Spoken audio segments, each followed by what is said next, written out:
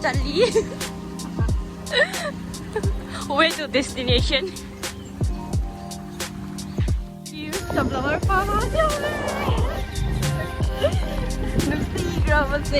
You see draw right there. Me is lang na riye. Paysa di yaw din. May sida may chang na sa lower zero. Haraw ni ako din mas. Ay haraw isage. La la. Tara ko si yig bula sunflower.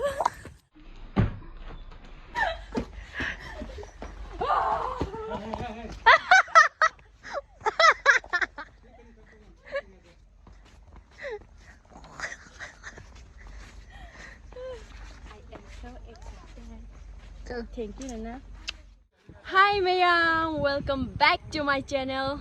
Ngasi di kay hi ni yam surprise oy na ay gi bestida sida pu bira aduga ay zo haraw halle video anauba ne ay gi mayam like support mo mayam na pambira di share si tawbira mo ay mga way ko ngasi aseng wi na yam ti na kay hi ni waka nu siya ba mana sai tawbida dige mayam kayo hai nga late mayam na sa patubiyo si talaga duga ay gi video do makayeng ase sunflowers may lay ga yang alo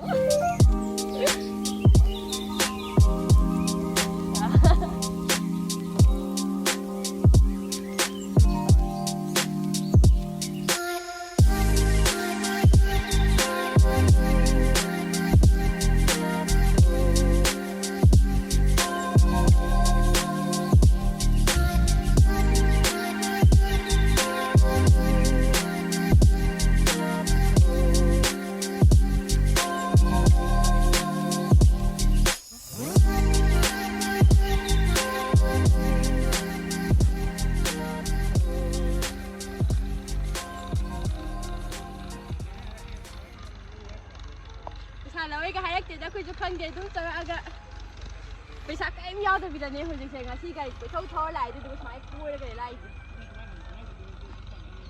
is ta za ma phone je ba dan tham ma ge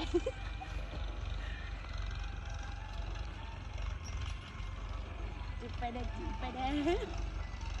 ค่ะป่าไม่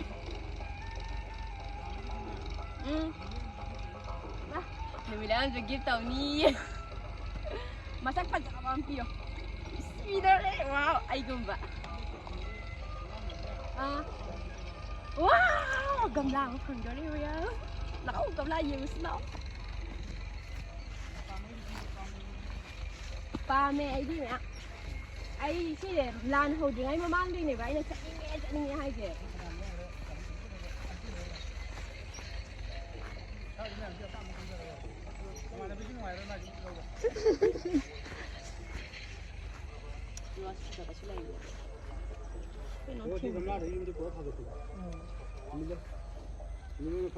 Hello, Maya. Muna, jaba mo ay champal.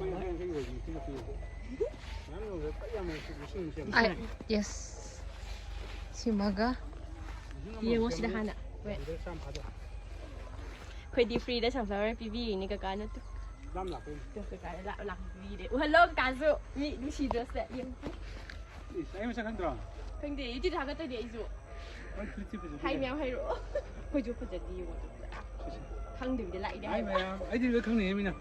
Cái đi khai cái đó. Mà si cái nào thì yêu sẵn là coi chú tu. Sunflower cái phát sản PV đấy. Có lý sinh một tăng là hơi có ảnh được chứ. Sinh phát sản chạy gì cả. Nán là nhiều rồi đó vậy đấy. Thank you cả. Hay đào chứ. Mà si dùng cả. Thì ai thằng người tung ăn ạ. Slipper sẽ phát ra. Ai cái chập bầu nó cắt tiền lắm á. Si combination này mình biết combination này yêu mà. Hầu anh đâu vậy đó.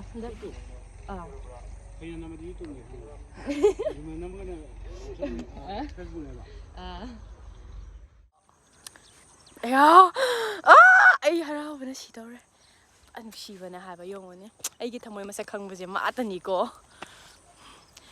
이바니제 거 람비 레이테바 이바니제 까이도게 하이다 tumameba nong chuba sida tumba yawa tumame duduga mai gari ahan ban number theater view pura gane ma para khawma gane manga di khangde adubu koi ba yawa koi re kadai chalino khangde ba sum koi ga mana nang samda wa yengninge haidai ne haina hoi yengninge har ko duduga yam shibudo pubiri ne haiba tu yaw cute oi ba haiba ai harau re maya फजै तो pick खरा चावरा दी हेन फजै photo shoot तब लेरे मयाम स्टा ओसिदा सिकाइ नेबो कोंपाल दा नत्रा कोंपाल दा मयाम अनप्रिपेयर्ड dress निको लाइस मया लाइक दिस चप्पल गसे को पूरा ग्रीन वा को फजदो आई सा ए से साइड लोशन लगे समजावर फार्म दसु दुम चलागा इंट्रो तौरे दो लोशन मजे साइड लोशन लगे मयाम मयाम ना पाम्बीरे दे वीडियो से अमुका हन्ना हाइजरी लाइक सपोज शेयर कमेंट तौबिरमो नचलबु नुसीबिदुना अदुगा आइगी वीडियो दा सोइगिबा लानखिबा यावरसु मयामना कॉपियो हाइदना हाइजरी हन्ना मयाम दुदी वीडियो से साइड लोशन लगे बाय बाय